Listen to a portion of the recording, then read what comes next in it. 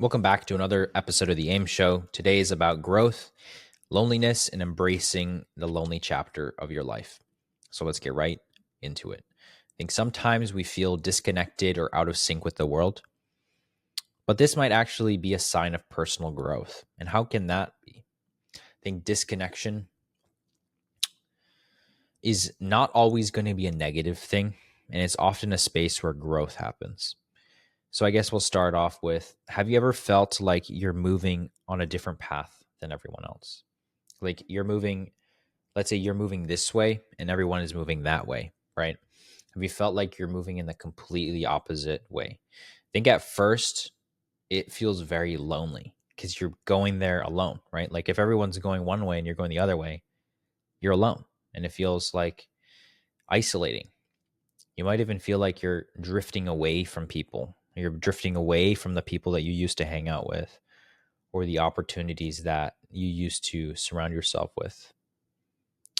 But I think that sometimes that's exactly what you need to be doing to grow. I think the moment that you feel disconnected is the moment you can connect deeper on the things that really matter in this life. You're not broken. You're not broken. You're being realigned into the person that you're meant to become. I like to think of it as preparation rather than a punishment. They're preparing you. This disconnection is preparing you to become the person that you were always meant to become. So how does this work and how can we start this? And honestly, I think it all starts with renewing our minds. Now, why would I say that? And what does that have to do with anything that I'm saying? Renewing our minds means we need to stop conforming to the world and we need to be instead transformed by God and a new way of thinking. I think renewing our mind means rejecting our old patterns that we know we should not be doing and embracing higher thoughts and the things that we know we should be doing. A good Bible verse that highlights this is Romans 12:2, and it says, "Do not conform to the patterns of this world, but be transformed by renewing of your mind. Then you will be able to test and approve of God's will." Wait, what? Do not conform to the patterns of this world, but be transformed by renewing your mind. Then you will be able to test and approve what God's will is, his good, pleasing, and perfect will. That verse says a very profound thing, right? It says to grow, you need to change your thinking. If you are still acting based on your old thoughts that you know you should not be doing, you will be stuck in a cycle of survival. By transforming your mind and the way of thinking, you will start to align with God's purpose for your life. And that's where I think real growth will happen.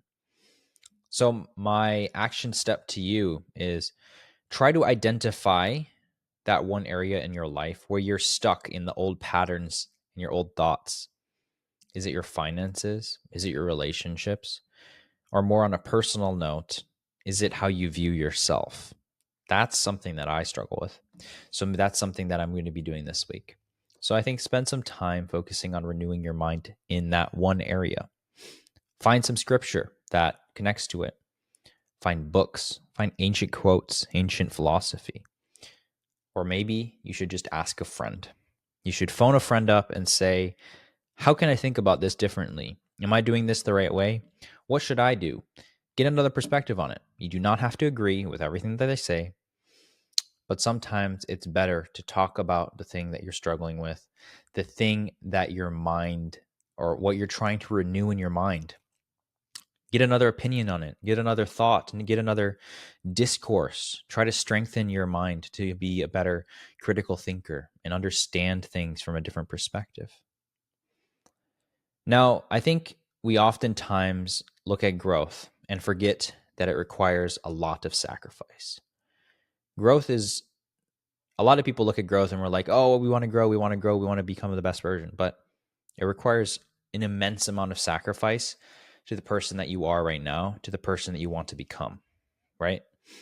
It doesn't come from just adding things into your life. A lot of people think, oh, I want success. So I want to get this fancy car, this fancy house. I want to have a good relationship. I want this, I want that.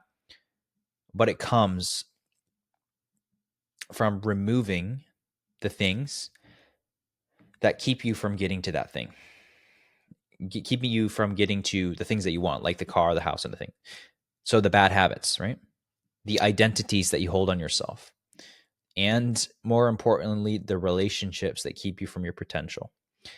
And the opportunities that maybe have completely changed your life financially, but maybe they cause so much stress and headache because it doesn't align with your values. Maybe that's time to remove that from your life.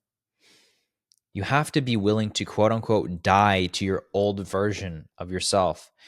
And you have to be able to step into the new version you are going to and you're meant to be. Like, it's not like growth is going to be something that you're constantly adding and constantly building. And it is sometimes. But to grow, you have to kill the older version of yourself. And that sounds very harsh. And it is, because I think that you have to understand that the things that hold you away from becoming the person that you want to become, you have to kill that, right? That's a very blunt way of saying it, but you have to be able to remove yourself from the habits that you know you shouldn't be doing.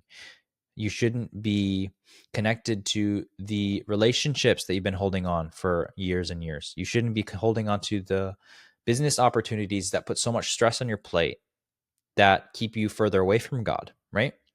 All these things have to die in order for you to become the person that you're supposed to become. And in Luke 9:23, it says, Jesus says, whoever wants to be my disciple must deny themselves and take up their cross daily and follow me. That means that you're dying daily. That's daily surrender. You're surrendering yourself, what you want, to follow growth and follow Jesus, right? That's hard. But that's where the real growth is when you surrender yourself. I want this, I want this, I want this. No, what can I remove from my life to become closer to Jesus? I think something that I like to think of, or an actionable step that I like to think of every single week, I do this every single week, is I like to look at my life and take kind of like a step back, almost like a bird's eye view. I learned this from my grandpa, but try to look at life every single week. And whenever you feel lost, look at it from a bird's eye perspective. And what does that mean? What do I mean by that is look at it from above. Like, if imagine your life is a line, or like your life is like a slideshow, right? And if you're a bird, you can kind of pop up and you can see your life. Try to take that perspective and look at your whole life. And every single week I try to do this. I'm not perfect, but something that I love doing on this on this front is, what's holding me back from becoming the best version of myself, right? So I look at my whole week and say, Alan, okay, what was the thing that I could have done better? And what's something that I'm going to do better this week? Because if I'm not going to be able to surrender myself from the old habits that I'm trying to remove myself from, then I'm never going to grow. So it could be that toxic relationship that you're in, or it could be that unhealthy habit that you have, or maybe it's an identity that you're holding on to. Commit to letting go of that one thing per week. I think that if you try to do one thing a day, it becomes too stressful. And if you try to do one thing per month, it becomes like you kind of forget about it. So I think the sweet spot is either 1 to 2 weeks. Focus on one thing that you're going to remove. Let's say you want to become better at your phone addiction. That's something that I'm working on. Let's say you want to have a limit of, I don't know, let's say you started off with 6 hours a day on your phone. And let's say you want to reduce that down to 2 hours or 1 hour a day, whatever it might be. Let's just say 1 hour to make it easy. Every single day, you're going to consciously try to use your phone less. Now, to bluntly just go from 6 hours, or abruptly go from 6 hours to 1 hour, you're going to feel withdrawal and you're probably not going to be able to complete it. But let's say that you go from the first day, you start at 6 hours, or day one, you'll start at 5.5 hours, right? You cut down by 30 minutes.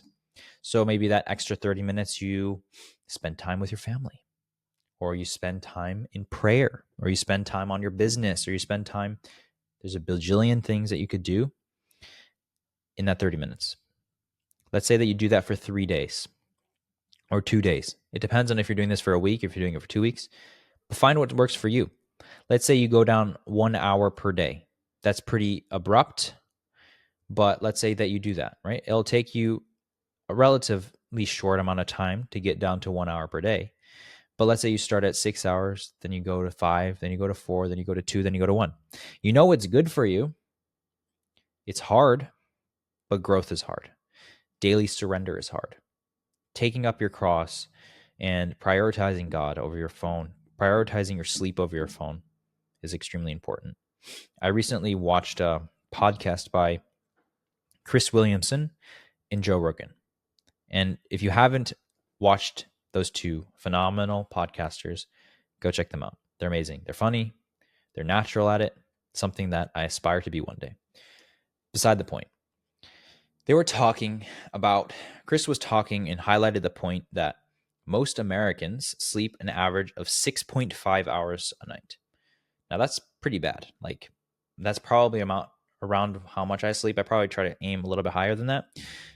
But the kicker is the average American spends 8 hours a day on screens. Now, if we put that into perspective, that means you're on this little portal, this little rectangle for more time than you sleep. For more time than you sleep, right? And the majority of that is, I understand people have work. Like I work a lot on my computer. I probably work more than 8 hours a day on screens, which is horrible. There's this, I'm filming on a computer. That's one thing. But the thing that's more powerful or worse is this thing. This thing, this little rectangle is a portal into the world. And it's an amazing technological advancement. You have a supercomputer. You have more knowledge than Plato. You have more knowledge than Aristotle in this little rectangle that you can carry in your stinking pocket than other people did 500 years ago.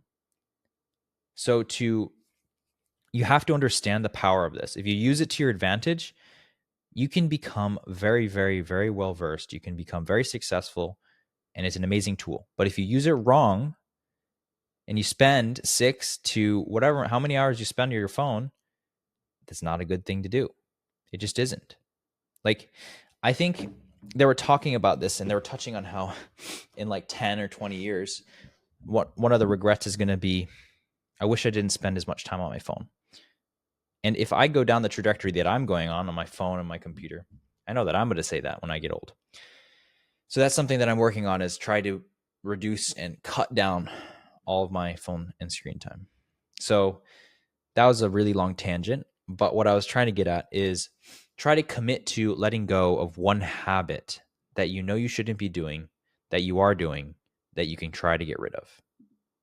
Now, moving on to talking about the isolation period in our lives and the isolation or embracing isolation. I think isolation is a necessary period for personal growth and clarity. It feels super uncomfortable and it feels painful, and it feels like you don't want to do it, right? Like you don't want to embrace being alone. Like sometimes being alone is like not the thing that you want to do. But I think that's where God molds you the most. Now, what do I mean by that, and how can I kind of explain myself? Sometimes we will feel alone. Sometimes we have to work on ourselves. But don't mistake the loneliness as a bad thing. I think that it's not a punishment. I think it's preparation for something greater. When you're isolated, you'll get so much more clarity on the things that you maybe once didn't realize you could have clarity on. I think it's where God can speak to you in ways he couldn't when you were distracted by everything around you. I truly believe that embracing quiet time, maybe isolation is a bit of a brutal way to say it, but I think being able to understand that if you're constantly distracted by the outside world and you never give time for a relationship with Christ, or if you never give time for just you and your thoughts and you and trying to understand who you are, then I don't know. Like it doesn't make sense. Kind of, it's just hard. Something that you could actively do, I guess, this is just kind of extra thing that just kind of came to me is oftentimes when we drive, like we drive home, like for example, we go to class or we go to the gym, right? And we want to listen to music. We want to have something constantly doing in the background, right? To fill the void. What happens if we actively try to not listen to music, or we actively try to sit in our own thoughts? I feel like that is a good exercise. I've done it a couple of times and I think it's important. But most people just blast the music and they're trying to drown themselves. I don't think you realize that you're trying to do that. But I think that's kind of what's happening is like you don't want to face the reality of sitting in your own thoughts because your brain is so all over the place with a monkey brain and how much attention or how much stimuli is needed to keep you entertained. I know that I struggle with that, and I'm going on a tangent again, but being able to identify that if you're always distracted with stuff and if you're always not allowing for time to reflect, think, then it's hard to grow and hard to understand why you're doing what you're doing in life. I think like something, I guess a way to put this is in Matthew 4:1, it says, "Then Jesus was led by the Spirit into the wilderness to be tempted by the devil," right? If Jesus had to go through isolation to get his calling, then why do we think that we're anything different? I think we have to embrace solitude. I think we have to embrace it. Take some time off of social media. Put away the distractions. Spend time reflecting, praying, and understand that most things in life are not going away. A lot of people try to portray an image that you're going to miss out on the next big opportunity. Many business gurus say this. It's an amazing tactic. Try to play on the fear of missing out. But honestly, 5, 10 years from now, there's going to still be the new trend. There's still going to be the new opportunity that you might miss out on. And if you just stay true to who you are, if you stay true to the business or the thing that you're doing, it will work out if it aligns with God's will. Being able to embrace solitude can reconnect you with your purpose. Now, I think that that's very important. If you take time to reflect, things that you might not even expect will come into your life like this. I personally, every single day, reflect. Now, you don't have to every day. It's a bit extreme. I've been called a very extreme person.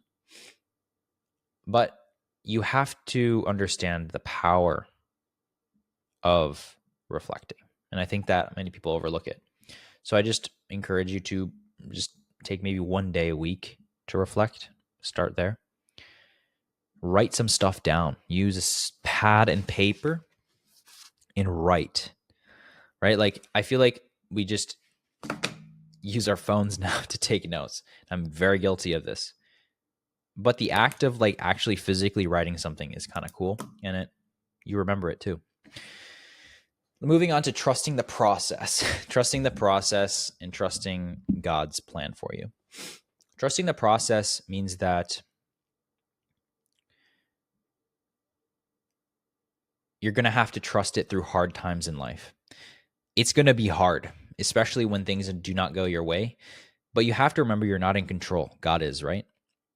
You have to remember that he's doing way more behind the scenes than you realize.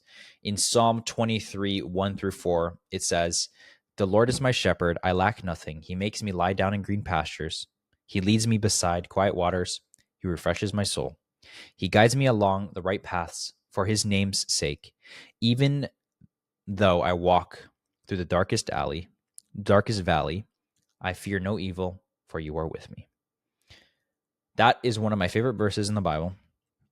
Even when you feel like you're walking through dark in the valleys and the toughest times in your life, trust God is leading you to something greater. Trust that God is doing so much more than you can possibly comprehend. Trust him. Lean on his understanding, not your own. Trust in him.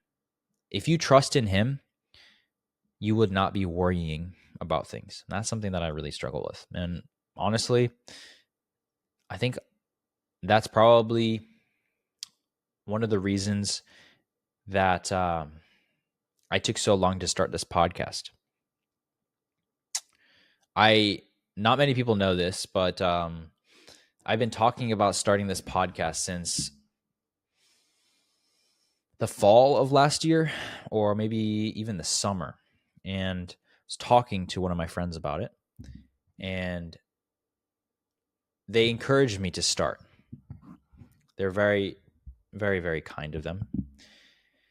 And I procrastinated it. And I said I wanted to do a podcast. I love talking, yada, yada, yada. And I just never pulled the trigger.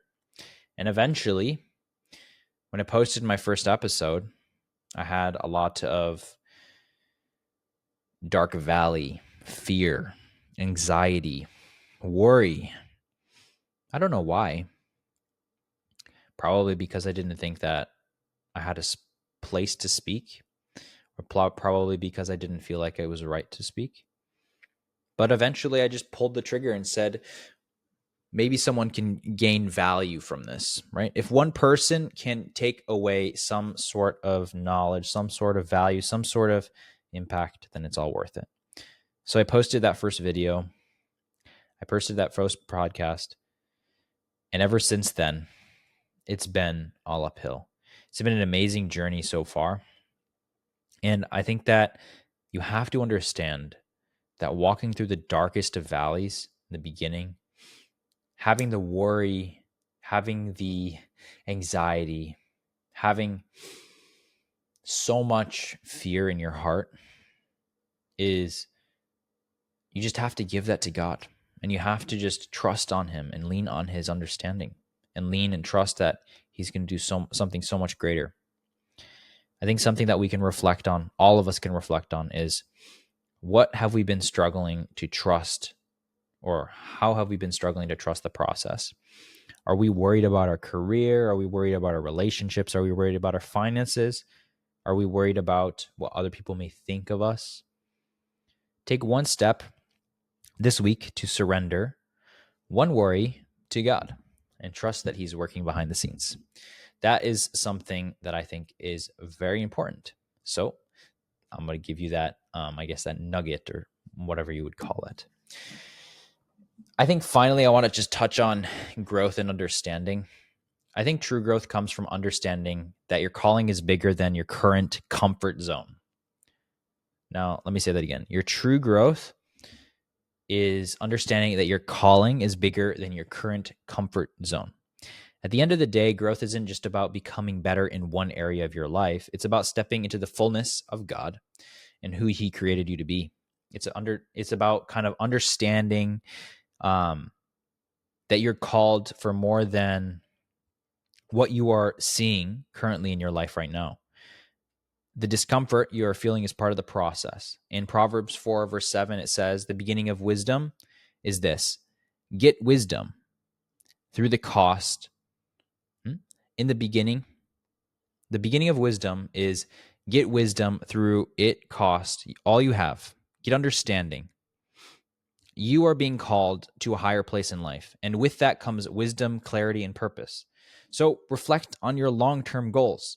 Reflect on where you want to be in 5 years. Take one action today to align with that bigger vision that you know you should be doing. Final thoughts is if you're feeling disconnected or isolated, know that that is a season for growth.